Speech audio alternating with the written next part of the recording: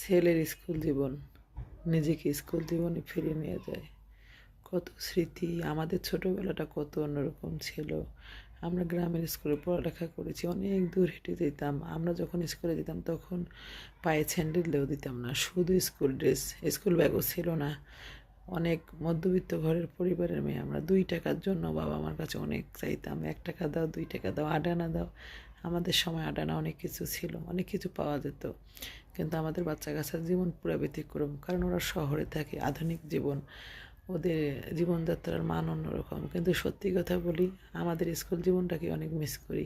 কারণ গ্রাম চারপাশ, বৃষ্টি আসলে ছাতা না থাকলে পলিথিন মাথায় দিয়ে স্কুলে যেতাম। কী যে একটা সুন্দর স্মৃতি ছিল। তো স্কুলে গিয়ে আবার 2-1 টাকার খাবার খেতাম, এটা অনেক আনন্দ ছিল। সত্যি অনেক মিস করি স্কুল জীবনকে। কে কে আমার সাথে একমত কমেন্টে অবশ্যই বলবেন। আটানা দিয়ে অনেক কিছু খাওয়া যেত, আটানায় অনেক কিছু পাওয়া যেত। এখন তো 50 টাকায়ও কিছু পাওয়া যায় না, এমন একটা অবস্থা। তারপর আলহামদুলিল্লাহ ভালো আছি, আল্লাহর কাছে এটাই চাওয়া।